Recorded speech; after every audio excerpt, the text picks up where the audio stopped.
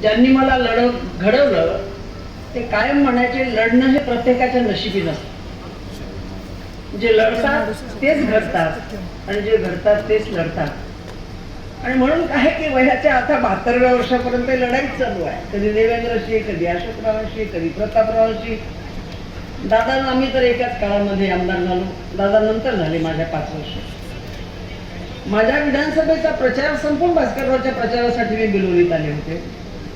शंकरराव साहेबांच्या 79च्या लोकसभेची सगळी धुरा माझ्या खांद्यावर होती. जळगावकर कुठे गेले? जळगावकर आहे. खूप छान काळ होता. तुमच्या वडिलांसोबत मी काम केलं, गंगाधरराव फडणवीसांसोबत. ते विधान परिषदेत होते, मी विधानसभेत होते. आता आणि 4-4 डिकेडचा इतिहास सांगणारी माणसं आता काही वर्षांनी तुम्हाला सापडणार. मी खरं सांगते, अशोकराव लहान जरी असले ते बराच काळ ते सुद्धा राजकारणामध्ये आहे. आम्ही सगळी माणसं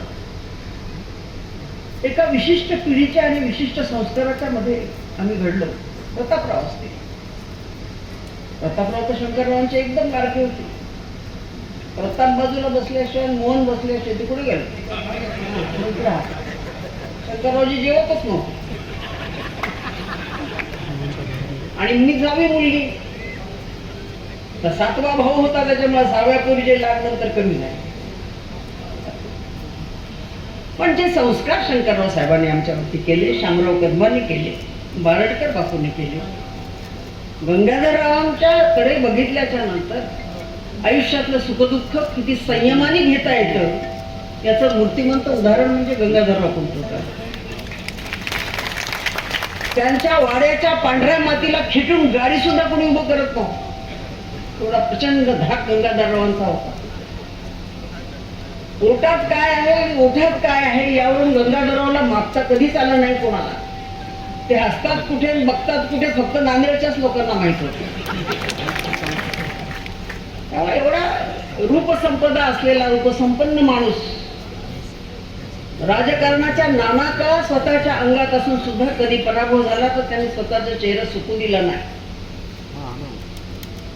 तुमचं हे विरोधी पक्ष नेते पदावरचं फिरणं बघितल्याच्या नंतर मला कायम गंगाधररावांची आठवण येते. राजकारणामध्ये पद असणं आणि नसणं ह्या योगायोगाच्या गोष्टी असतात. पण पद नसताना माणूस कसा वागतो त्याला समाज लक्षात ठेवत असतो हे म्हणतो. आणि म्हणून बराच काळ आम्ही लोक आधेमध्ये रिकामे राहतो. खंडित राजयोग म्हणतात. ते खंडित राजयोग आमच्याच नशिबाला काय कळत नाही. मी काही फार अशा लोकांच्या नादी लागत नाही, पण बऱ्याच जणांच्या ओळखी आहेत निलय.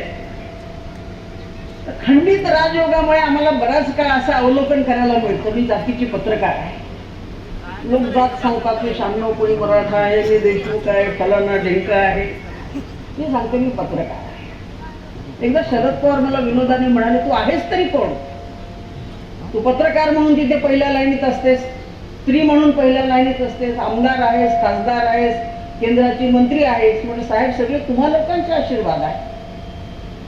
त्या काळामध्ये कुठलंही रिझर्वेशन नव्हतं स्त्रियांना. माझ्या जिल्ह्यातल्या वरिष्ठांनी मला मदत केली, आशीर्वाद दिले. माझ्यासोबत काम करणाऱ्या लोकांनी मला सांभाळलं.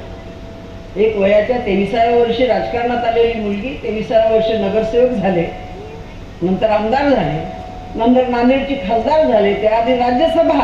म्हणजे आता तुम्ही काही देऊ नये म्हणून सांगते मी तुम्हाला.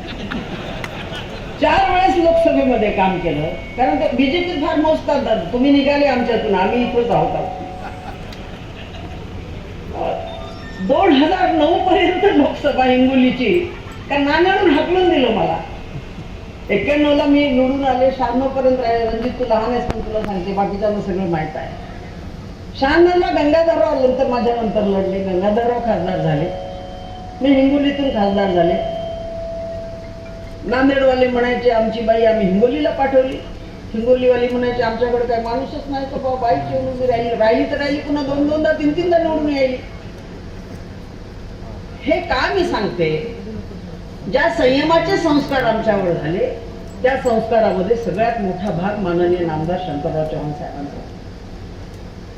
आणि जेव्हा लहानपणी संस्कार होतात त्यावेळेस ते संस्कार बदलता येत नाही. शामराव कदम सारखा माणूस, अत्यंत तीक्ष्ण दृष्टी असणारा पण अतिशय परीक्षक असणारा माणूस. त्यांनी राजकारणामध्ये ज्या ज्या लोकांना मदत केली, अजातशत्रू शामरावजी आज आमच्यात नाहीत,